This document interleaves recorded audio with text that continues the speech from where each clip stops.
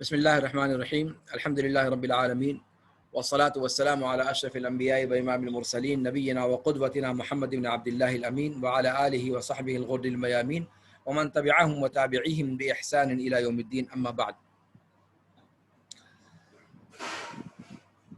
پچھلے درس میں ادب کے زمانوں پر گفتگو ہوئی اور ادب کے زمانوں کی تقسیم کیوں کی گئی اس پر گفتگو ہوئی۔ ادب کا پہلا دور جو کہا گیا اس سے پہلے کی شروعات کیوں نہیں، اس پر جواب دیا گیا۔ یہ ساری باتیں ہو چکی ہیں۔ ادب کی تعریف کے درمیان آپ لوگوں کے سامنے ادب کے ارکان کا بھی ذکر گزر چکا ہے۔ ادب کے ارکان ابن خلدون کے نزدیک جو 4 ارکان ابن خلدون نے ذکر کیے ہیں، اگر آپ لوگوں سے پوچھا جائے تو جواب دے لیں گے؟ 4 ارکان وہ کون کون سے ہیں جن کا ذکر ابن خلدون نے کیا ہے؟ عبداللہ ابن مقفع کی کتاب سے اور علامہ جاہز کی لا عبداللہ ابن مقفع کی کتاب اس میں نہیں ہے۔ علامہ جاہز نے اور علامہ جاہز، ہاں جاہز کی کتاب، صحیح کہا، جاہز کی کتاب کا نام کیا ہے؟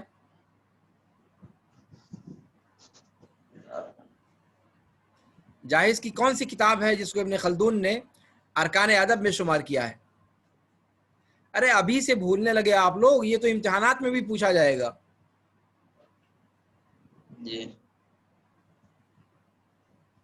جی مشائخ، آصف جی شیخ، جاہز کی کون سی کتاب ہے؟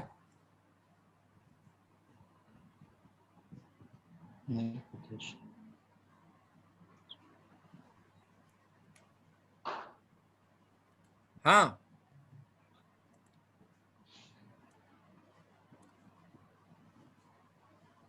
جاہز کی کون سی کتاب ہے، کون بتائے گا؟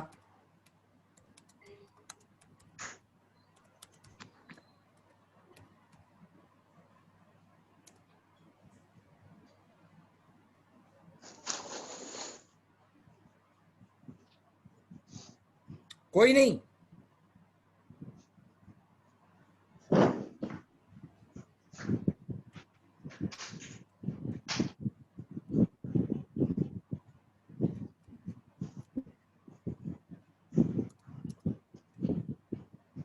جاہز کی کتاب کوئی نہیں بتائے گا؟ ہاں مشائخ،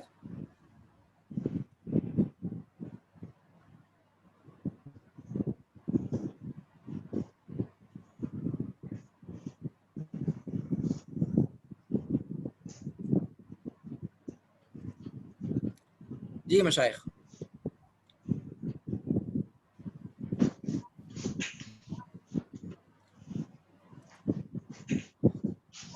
کوئی نہیں؟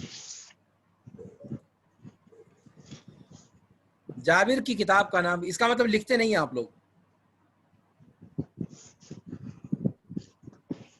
لکھتے نہیں ہیں آپ لوگ نا؟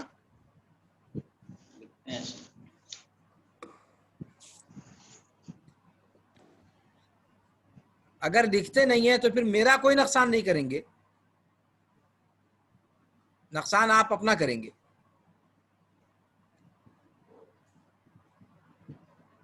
کسی کا کوئی مشارکہ نہیں؟ سمیر، جی سر، کون سی کتاب ہے جاہز کی؟ ایک کتاب کا نام بھول گئے۔ اور کسی کتاب کا نام یاد ہے ارکان ادب میں سے؟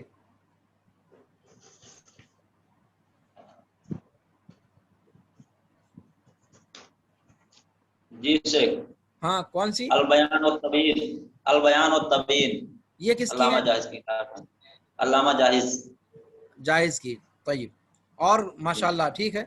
اور دوسری کتاب؟ ادب الکاتب ابن قتیبہ، ادب الکاتب لابن قتیبہ، الکامل لکھ کے رکھا تھا سے۔ چوتھا مصدر الامالی لابی القالی، لابی علی القالی، الامالی، اس سے پہلے تیسرا چھوٹ گیا۔ الکامل فی لغت الادب للمبرد الکامل فی اللغت والادب للمبرد محمد ابن یزید المبرد. تو پڑھانے کا فائدہ کیا جب آپ لوگ یاد ہی نہیں کرتے مشائخ؟ بہرحال تو ادب کے یہ ارکان ابن خلدون نے شمار کیے تھے، لیکن میں نے بتایا تھا آپ لوگوں کو کہ ادب میں اور تاریخ ادب میں فرق ہے. ادب انشائی ادب کو کہا جاتا ہے.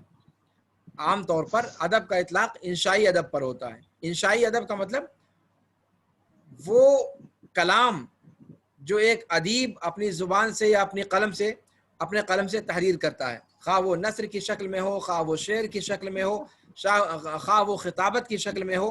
ہاں، جو اپنا کلام کہتا ہے وہ ادب شمار ہوتا ہے. اور تاریخ ادب یہ ادب وصفی کو کہا جاتا ہے، یعنی ادب جو کہا جا چکا ہے اس کی تحقیق اور اس کا دراسہ کرتا ہے زمانے کے اعتبار سے. تو یہ تاریخ الادب ہے. ادب الگ چیز ہے اور تاریخ الادب الگ چیز ہے.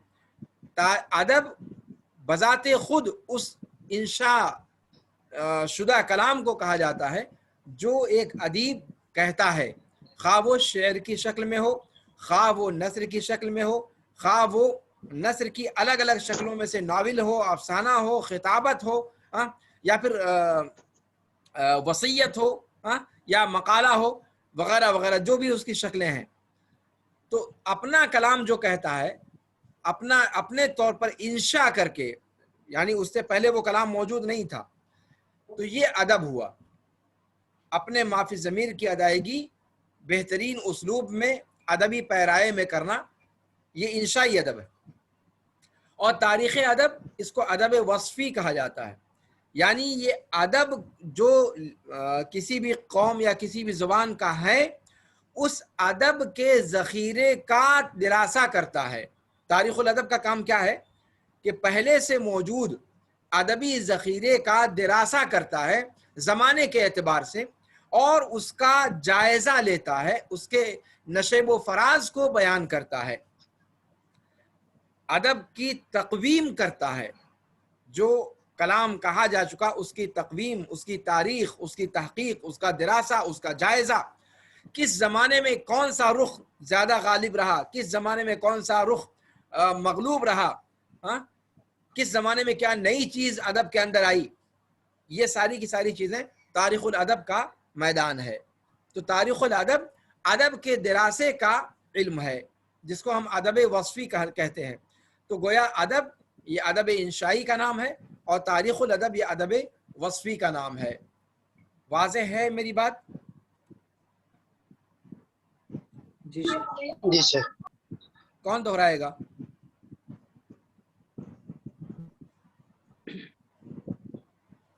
جلدی مشائخ، آپ لوگ اتنا استخارہ اتنا لمبا کریں گے تو پھر آدھے گھنٹے کی گھنٹی میں پڑھاؤں گا کیا؟ کیا کہا میں نے؟ آصف،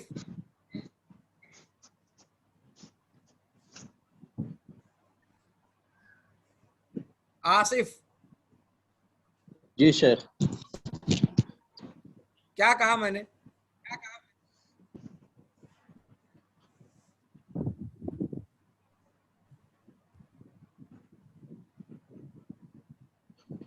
کمال ہے صاحب، یعنی میری زبان آپ لوگوں کو سمجھ میں نہیں آتی کیا؟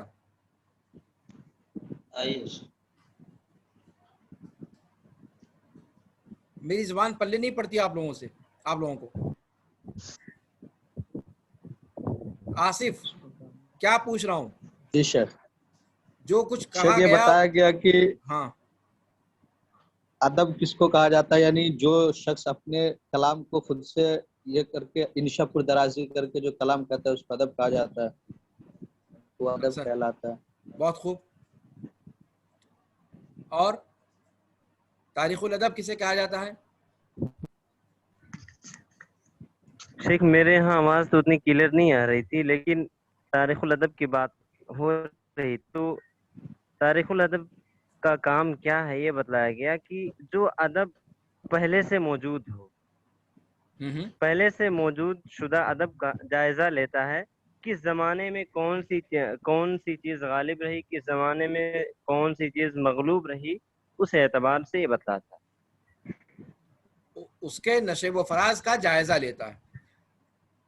اگر پوچھا جی جائے آپ سے شیخ کہ ادب آواز اور کٹ تاریخ کٹ کے آ ادب رہی ہے میں اس لیے فرق کیا ہے دشواری ہو رہی. تو جواب کیا ہوگا؟ جواب یہ ہوگا کہ تاریخ الادب جو ہے یہ پہلے سے موجود ہے، اس کو تاریخ وصفی کہا جاتا ہے. اور ادب جو ہے انسان خود لکھتا ہے، ذاتی جو لکھے جیسے غزل، نثر یا اور کچھ وصیت، اسے یہی فرق. پہلے سے کون موجود ہے، ادب یا تاریخ الادب؟ تاریخ الادب. لا لا لا لا تاریخ ابدا. ادب شیخ. بھائی ادب کی ادب تاریخ موجود آپ ہے. پڑھنے جا رہے ہیں تو پہلے ادب کا وجود ہوگا تب تو اس کی تاریخ لکھیں گے. پہلے تو ادب موجود ہوتا ہے نا شیخ. وہی تو کہہ رہا ہوں کہ ادب تاریخ الادب کا موجود وجود رہے گا پہلے تبھی کیسے تو ہوگا؟ تاریخ آئے گی. پہلے جی ادبی ذخیرہ ہوگا پھر اس کی تاریخ مرتب کی جائے گی نا. تو مختصر میں کیا فرق ہے دونوں میں کہ ادب انشائی کو کہا جاتا ہے اور تاریخ الادب ادب وصفی کو کہا جاتا ہے. یعنی ادب جو موجود ہے اس کے دراسے کو، اس کے جائزے کو زمانے کے اعتبار سے اس پر واقع ہونے والے نشیب و فراز کا جائزہ لینے کو تاریخ الادب کہا جاتا ہے. ٹھیک ہے مشائخ؟ جابر عالم سن رہے ہو میری بات؟ جی سن رہا ہوں. سن بھی رہے ہو، سمجھ بھی رہے ہو یا صرف سن رہے ہو؟ سمجھ بھی رہا ہوں. سمجھ رہے ہو. مشارکہ کیوں نہیں کرتے ہو؟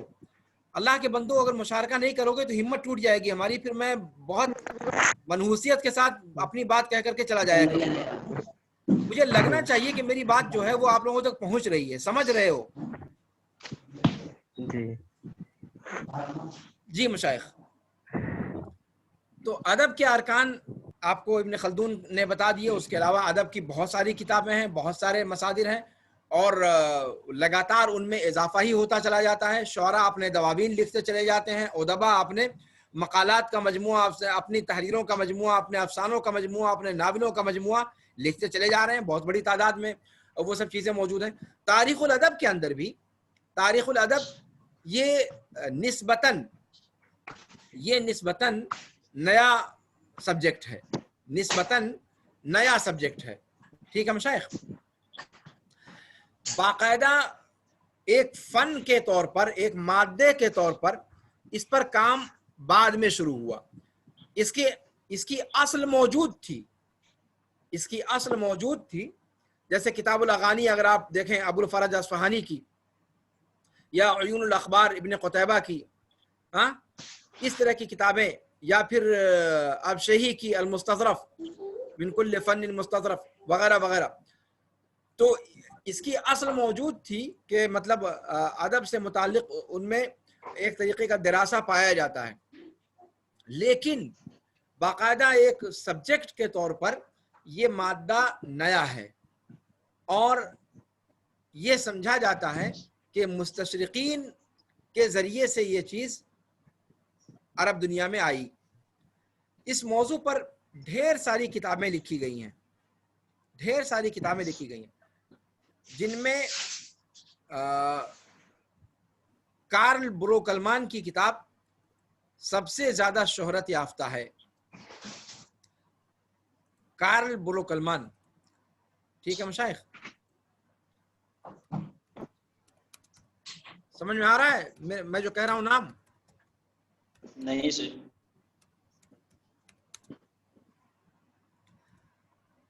تاریخ الادب العربی کے نام سے کارل بروکلمان نے کتاب لکھی. ٹھیک ہے مشائخ؟ اور بہت معرکۃ الآراء کتاب اس کی شمار کی گئی اپنے فن پر. اس نے کیا کیا کہ عالم عرب میں یا یورپ کی یونیورسٹیز میں عربی ادب سے متعلق جتنے مراجع، مصادر، مخطوطات کی شکل میں بھی موجود تھے اس کو اس نے جمع کر دیا اور اس کا ایک جائزہ پیش کیا. ٹھیک ہے مشائخ؟ اس کتاب کے اندر کارل بروکلمان نے ادب کو ایک عام مفہوم میں رکھا ہے. جس طریقے سے آپ ادب کا مفہوم ابن خلدون کے ہاں پاتے ہیں اس طریقے کا ایک وسیع مفہوم انہوں نے اپنے یہاں رکھا ہے. اسی لیے قائل بلوغ الکلمان نے تقریباً ثقافہ کے ہم معنی ادب کے معنی کو رکھا ہے. آپ اس کے اندر تفسیر بھی پائیں گے، نحو بھی پائیں گے، لغت بھی پائیں گے، ادب بھی پائیں گے. سارے فنون کی کتابوں کو انہوں نے جمع کیا ہے. اور وہ ایک کہہ سکتے ہیں کہ ایک مستند مصدر مانا جاتا ہے اپنے موضوع پر. اس کی کتاب جو ہے مستند مصدر مانی جاتی ہے.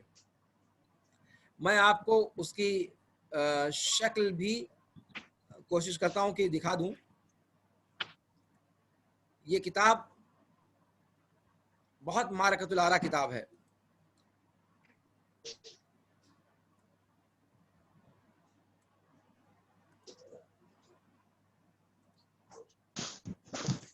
تاریخ الادب العربی قائل بلوغ الکلمان.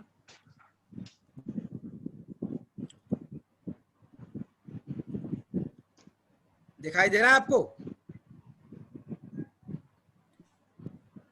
دکھائی بہت چھوٹا دکھائی دے رہا ہے، بہت چھوٹا دکھائی دے رہا ہے. چھوٹا دکھائی دے رہا ہے تو اب اس کو بڑا کیسے کریں؟ وہ ہر کوئی بڑا کر سکتا ہے. اپنے یہاں آپ لوگ بڑا نہیں کر سکتے اس کو؟ اسکرین سے بڑا ہو جا رہا ہے، بڑا ہو جا رہا بڑا ہے کر رہے ہیں تو پھٹ جاتا ہے. وہ ہر کوئی بڑا کر سکتا ہے اپنے اسکرین سے.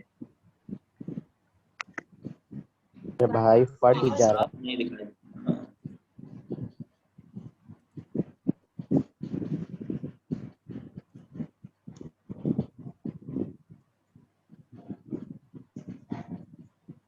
طیب، بہرحال یہ آپ لوگ اپنے سے بھی دیکھ سکتے ہیں، کوئی ایسی بڑی بات نہیں ہے. ٹھیک ہے مشائخ. تو قائل بلوغ الکلمان کی تاریخ الادب العربی میں نے بتایا آپ سے کہ بہت زبردست کتاب ہے یہ. اور عربی ادب پر جتنی کتابیں یا عربی زبان میں جتنی کتابیں لکھی گئیں، جو پرانی سی پرانی کتابیں ہیں، ان کے مخطوطات دنیا کے اندر کہاں کہاں پائے جاتے ہیں، کتنے نسخے پائے جاتے ہیں، ان کی پوری تفصیل اس کتاب کے اندر اس نے رکھ دی ہے. ایک مستشرق کا کام ہے، لیکن ایسا کام اس نے معرکۃ الآراء کیا ہے کہ حقیقت میں طبیعت خوش ہو جاتی ہے اور دل سے دعائیں نکلتی ہیں. تو بہت زبردست کام اس نے کیا ہے. ٹھیک ہے مشائخ. مستشرقین نے بعض کام بہت ہی معرکۃ الآراء کیے ہیں، جیسے حدیث کا انسائکلوپیڈیا پہلے جو ہے آسان کر کے جو جنہوں نے ترتیب دیا، اس میں بھی ان لوگوں کا نام آتا ہے.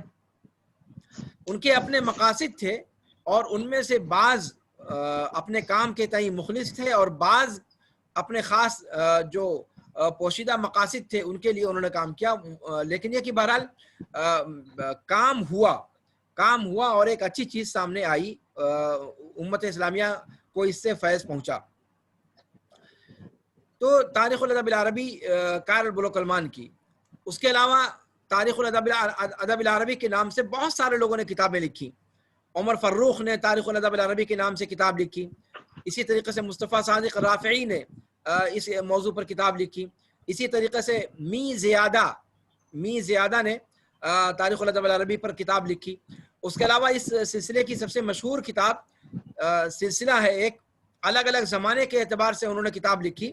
عصر جاہلی، عصر اسلامی، عصر عباسی، عصر دول متتابعہ، ٹھیک ہے، عصر الدول والامارات جس کو کہا جاتا ہے. شوقی ضیف نے، یہ بہت مشہور نام ہے. شوقی ضیف جو ہے ہمارے استاذ کے استاذ. ٹھیک ہے مشائخ. تو شوقی ضیف کی دکتور شوقی ضیف خلیل، نہیں، شوقی ابو خلیل وہ دوسرے ہیں. وہ کیا نام ہے، اطالس کے لیے مشہور ہیں. ایٹلس جس کو آپ کہتے ہیں، وہ بنانے کے لیے مشہور ہیں. اس طرح کی چیزیں ان کی ہیں. شوقی ابو خلیل وہ الگ ہیں، یہ شوقی ضیف ہیں. جی ٹھیک ہے مشائخ. اور یہ کتاب شوقی ضیف کا یہ پورا سلسلہ لائبریری کے اندر موجود ہے. عمر فروخ لائبریری کے اندر موجود ہے. مصطفیٰ صادق رافعی لائبریری کے اندر موجود ہے. اگر آپ لوگوں کو ان کتابوں کو دیکھنے کا شوق ہوگا تو آئیے گا اور ان کتابوں سے استفادہ کیجیے گا انشاءاللہ. تو تاریخ الادب العربی کے نام سے بہت ساری کتابیں لکھی گئی جیسا کہ میں نے آپ کو بتایا. انہی کتابوں میں سے ایک کتاب ہمارے مصنف احمد حسن زیاد کی بھی ہے، تاریخ الادب العربی، جو ہم اور آپ پڑھنے جا رہے ہیں۔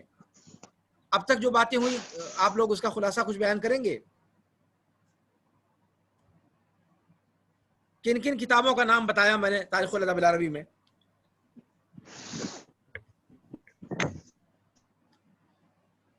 کس نے نوٹ کیا؟ مصطفیٰ ربیعی بن زیاد۔ جی ہاں سمیر جی کی تاریخ الادب العربی نسبتاً نیا مادہ ہے، اس پر کم بات اس حوالے سے، یعنی تاریخ الادب العربی کے نام سے بروک کلمان نے ایک کتاب لکھی۔ اس نے ادب کو ایک عام معنی میں رکھا، یعنی ثقافت کے معنی میں، اور بھی دیگر لوگوں نے اس پر کتابیں لکھی، جیسے عمر فروخ بن زیادہ اور عمر مصطفیٰ صادق رافعی، شوقی ضیف خلیل نے، اور اسی طریقے سے احمد حسن زیاف، جن کی کتاب ہم پڑھنے جا رہے ہیں۔ شوقی خلیل نہیں برادرم، شوقی ضیف۔ بہت خوب، ماشاءاللہ۔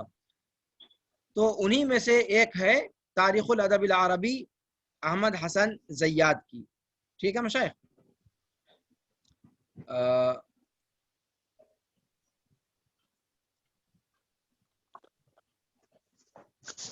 اور پھر اس میں اصول کے اعتبار سے کتابیں،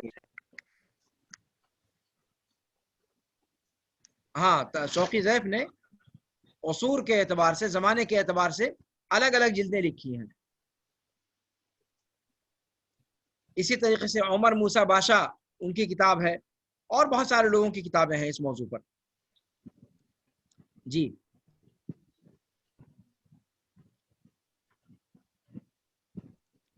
یہ ہے تاریخ الادب العربی جو ہم اور آپ انشاءاللہ پڑھیں گے نصاب کے اندر۔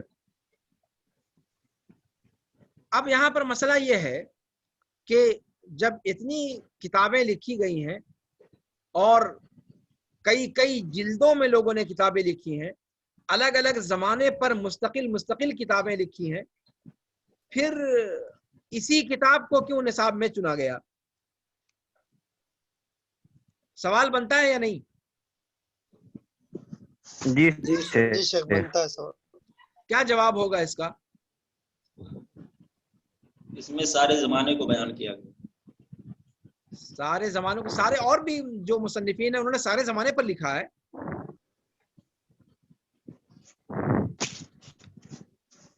جی مشاہد،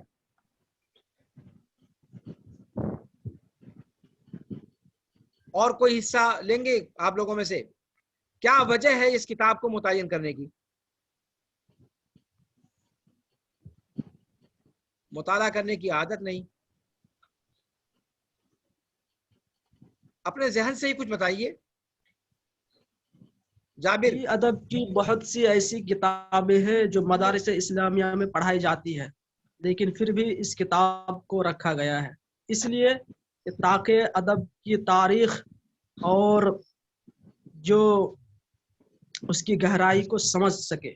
اس سے پہلے بھی کئی درسوں میں کتابیں پڑھائی جاتی ہے جو ادب کی تاریخ نہیں پڑھائی جاتی ہے، بلکہ اس میں صرف ادب ہی پڑھایا جاتا ہے، صرف ادب ہی سکھایا جاتا ہے۔ ثقافتی تہذیب و تمدن اور بہت سی یعنی زبان کی حیثیت سے وہ کتابیں پڑھائی جاتی ہے۔ اور یہ جو ہے تاریخ الادب العربی، تاکہ ہم تاریخ اور اس کی ادب کو سیکھ پائیں اور سمجھ سکیں، اس لیے یہ کتاب رکھی گئی ہے۔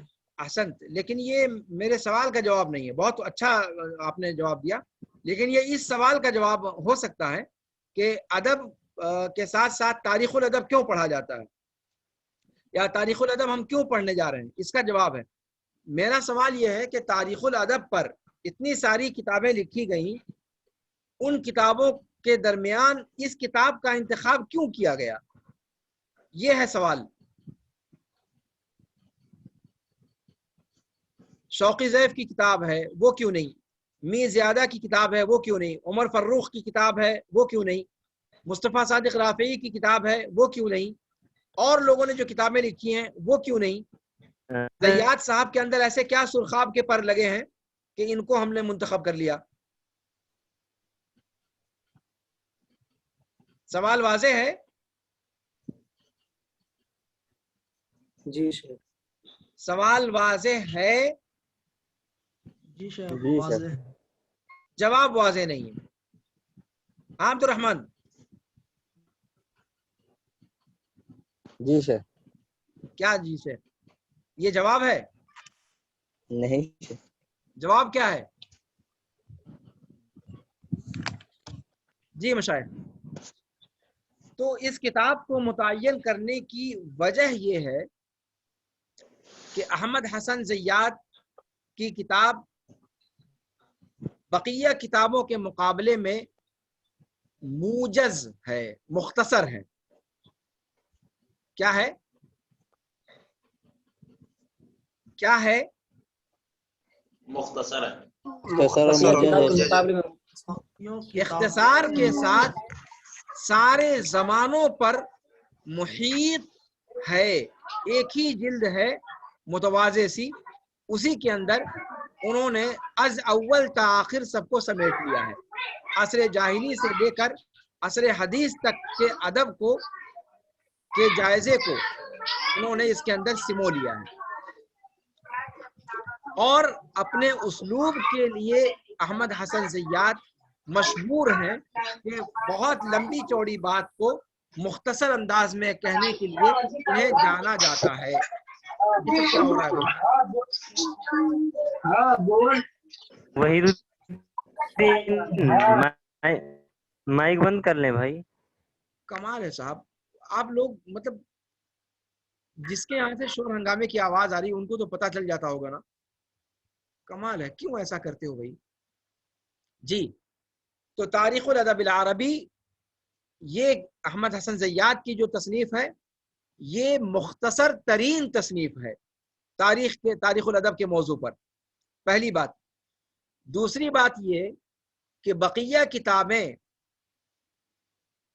شروع کے مراحل کے لیے نہیں لکھی گئی ہیں، یعنی نصاب تعلیم کے طور پر ان کو مرتب نہیں کیا گیا ہے، بلکہ جن کو وسیع مطالعے کی ضرورت ہے اس مادے پر ان کے لیے مراجع کے طور پر ان کتابوں کو ترتیب دیا گیا ہے.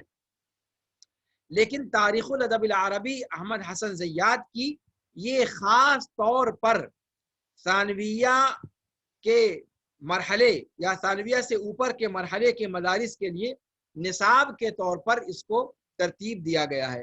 اور نصاب کے لیے جو کتاب لکھی جاتی ہے وہ نہایت مختصر اور جامع اور مانع ہوا کرتی ہے. تو چونکہ اس کتاب کو نصاب تعلیم کے لیے لکھا گیا اس لیے یہ کتاب داخل نصاب رکھی گئی. ایک تو نصاب تعلیم کے لیے لکھی گئی ہے اس لیے، دوسرے یہ کہ مختصر انداز میں سارے عصور پر محیط ہے، سارے زمانوں پر محیط ہے اس لیے رکھی گئی. اور تیسری بات یہ کہ احمد حسن زیات کی شخصیت بھی بہرحال اپیل کرتی ہوئی شخصیت ہے. اس کے بارے میں بھی انشاءاللہ پڑھیں گے ہم لوگ کہ احمد حسن زیات کون تھے.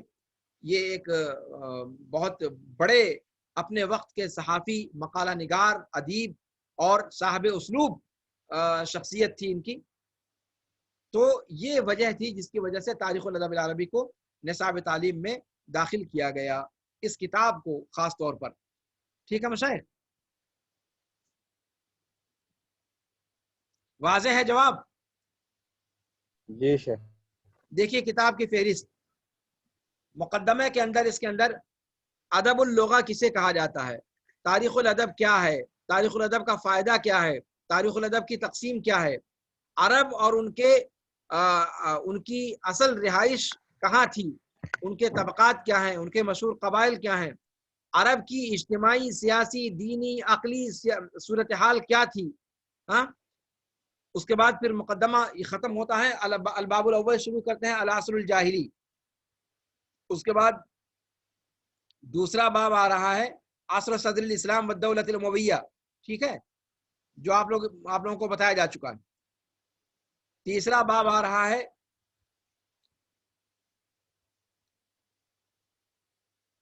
عصر عباسی. دیکھ رہے ہیں آپ؟ دیکھ رہے ہیں یا نہیں آپ لوگ؟ دیکھ رہے ہیں دکھ رہا ہے شیخ. असर अब्बासी काफी लंबा खींचा है, और चौथा बाब अल असर तुर्की या जिसको अल असर उस्मानी हम लोगों ने कहा था, और अल बाबुल खामिस अल असर हदीस।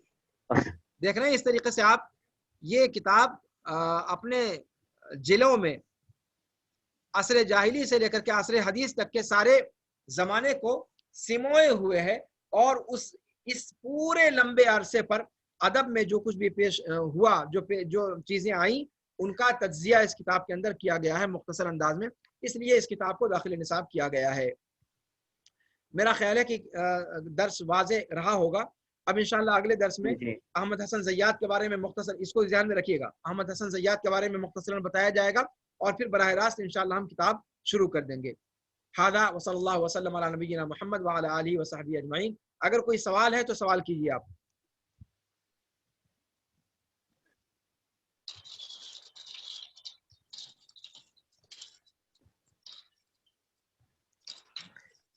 दर्स समझ में आया आप लोगों को?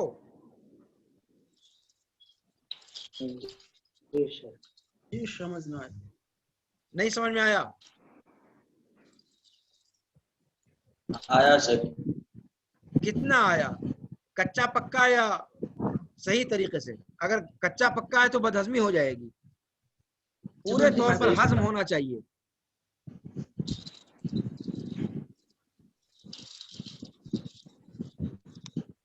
हाँ मशाइख,